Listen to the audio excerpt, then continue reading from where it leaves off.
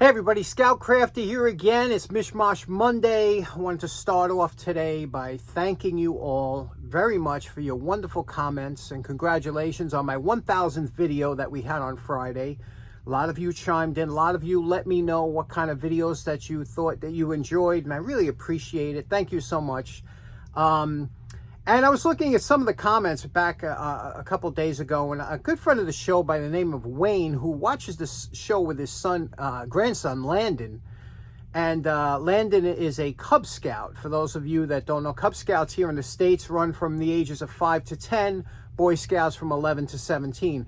And a gentleman by the name of Don Murphy back in 1953 came up with an event for the Cub Scouts called the Pinewood Derby, where you would take a block of wood, carve it into a car, and then race it derby style, gravity style, down these ramps, and it was wildly popular. So it made me think. A lot of you had mentioned about the challenge. Some of you found the channel through the 199 Stanley Challenge.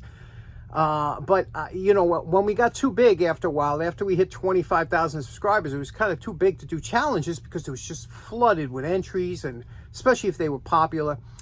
But because Landon is getting into his Pinewood Derby, I thought it would be a good challenge, because not everybody will enter this challenge, but I thought it'd be a great challenge, and a lot of us would enjoy seeing to have an adult Pinewood Derby, more or less, for us. And I came up with a little bit of changing it around so that we could do it.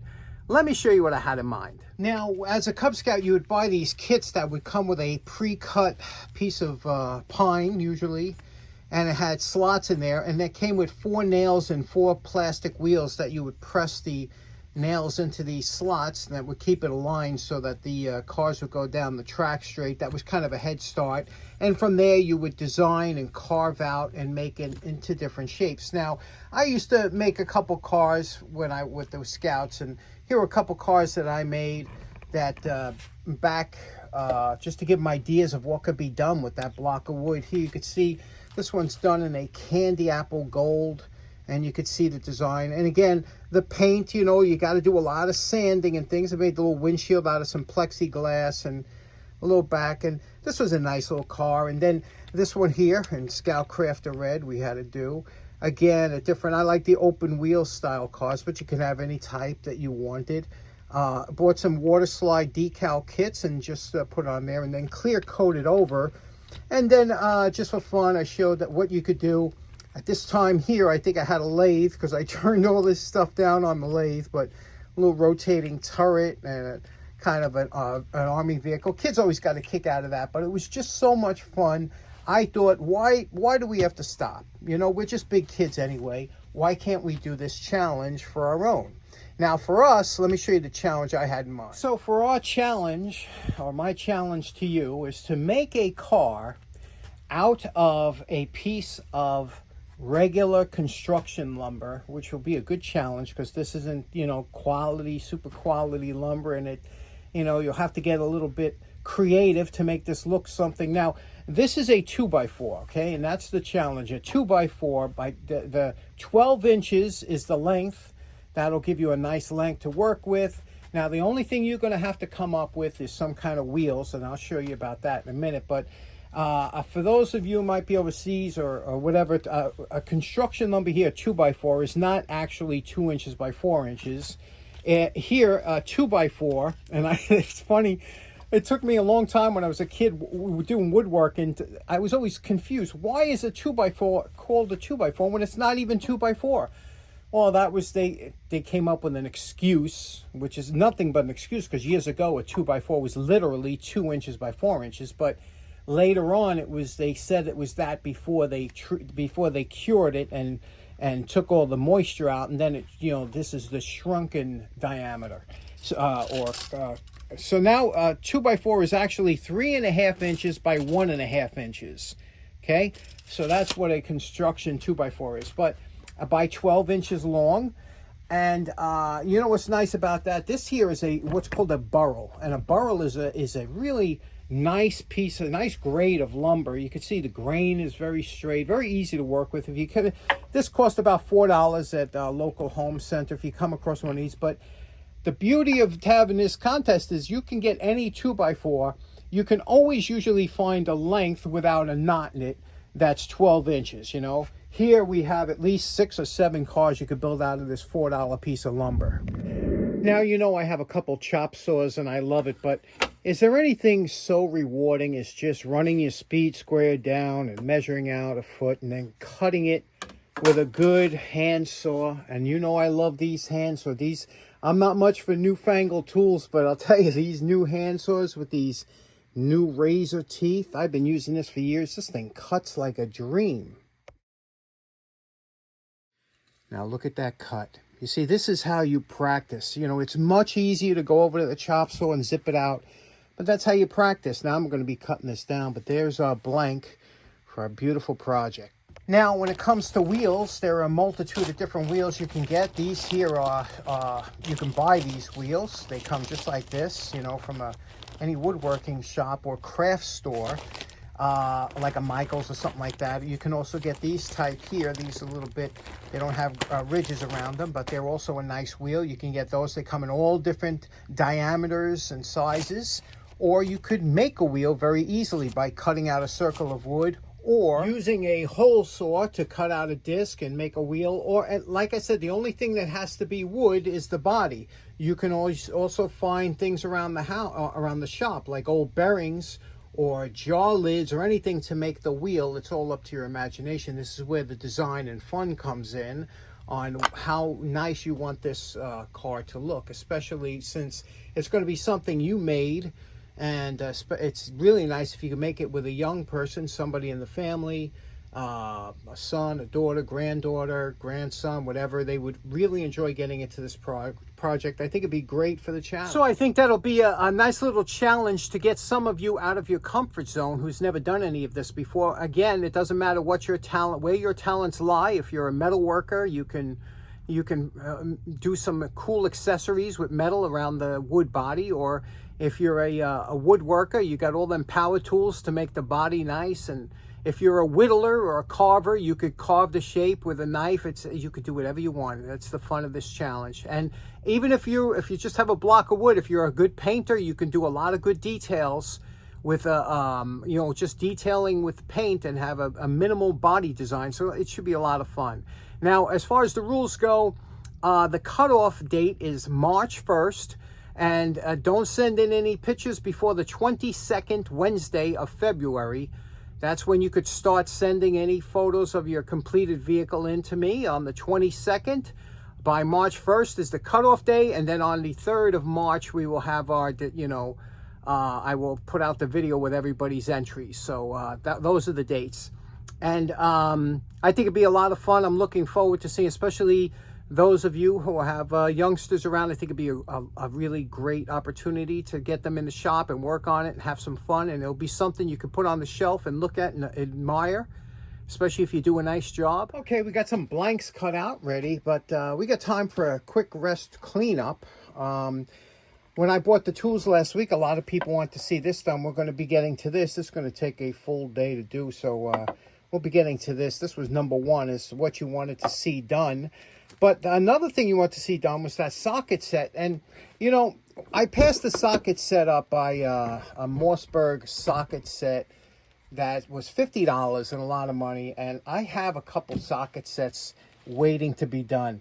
My buddy Reggie over in the UK, he's a big collector of these. And he's probably, you know, cringing seeing this box. This is the way I got it, as is. And you can see what happens when water affects these whenever you have a wood box and they sit in a barn or whatever. But you can see this one here is an old one.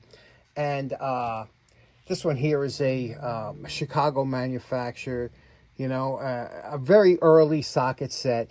But the reason I bought this one, what I thought was so interesting, look at the extension on here. You know, they're so primitive compared to the newer socket sets, right? But look at the extension. Isn't that cool? Just a square tube, you know. These weren't very strong. They weren't very efficient as far as, but look at the U-joint, the swivel. that I thought was the coolest thing, you know, how, again, you remember how the cars were years ago when you could sit in the engine bay and work on the engine.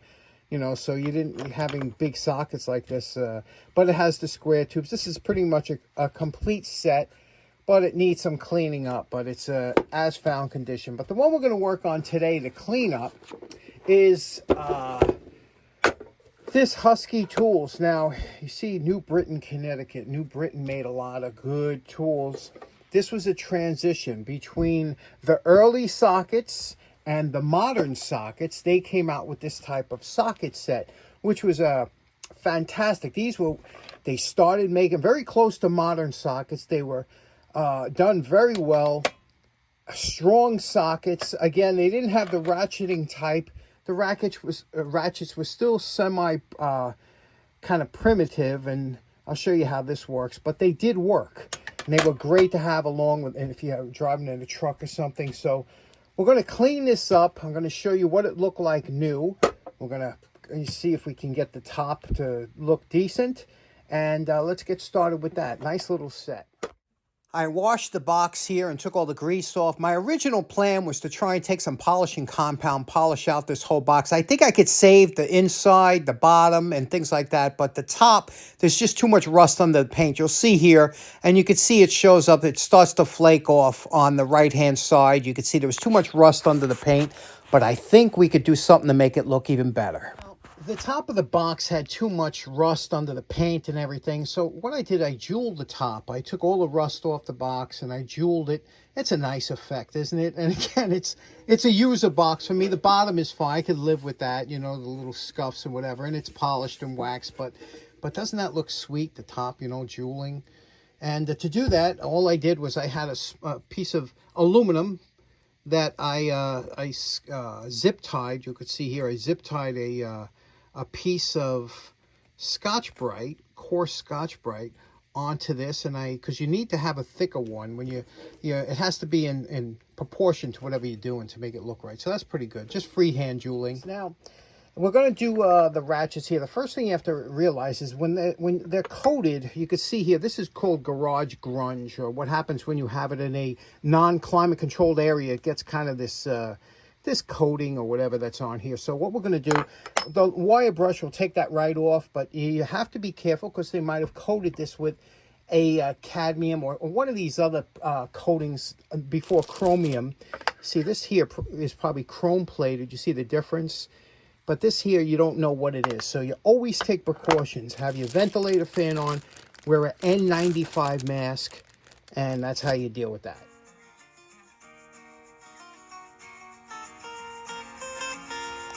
All the ball detents have to be lubricated. To do that, you fill the cavity with a light oil, and then what you do is you take a flat-bladed screwdriver, press down on the ball detent until the oil gets absorbed into the cavity. You do that a couple times, and Bob's your uncle. Okay, here we go. Now, I get people all the time, they ask me, how do you know when you have or what kind of finish you have on there? A lot of times you have to go by experience. Now, these type of sets, these old type of sets between the early days of the Frank Mossberg sets to the modern ones, they had this kind of finish on there, and it always got cloudy. It's almost like those Craftsman screwdrivers that cloud up. These will tend to get cloudy when left alone, and I'll show you how you can tell. If you take, now we did this on the wire brush here, right? Now, if I wipe this here with a rag, you see here, it's, you know, a little bit of black comes off. But if I put a little WD-40, now WD-40 is, you know, just like a cleaner, and, you know, now watch what happens with just WD-40 on here. Look at the black that comes out. And you could sit here all day long, right? You see that black? And I'll go to a different spot of the towel. All day long, you could sit here and wipe this down, and you'll keep coming up with black. That's because this stuff doesn't, it never did. It was never a good coat. Look at that. It was never a good coating. Now, I could do this. I could sit here till you're blue in the face to try and get, and it'll just keep coming up black and black and black. And that's how you could tell when you got that kind of, you know, crappy finish on there. But it's, you know, it didn't rust much, so they were good that way.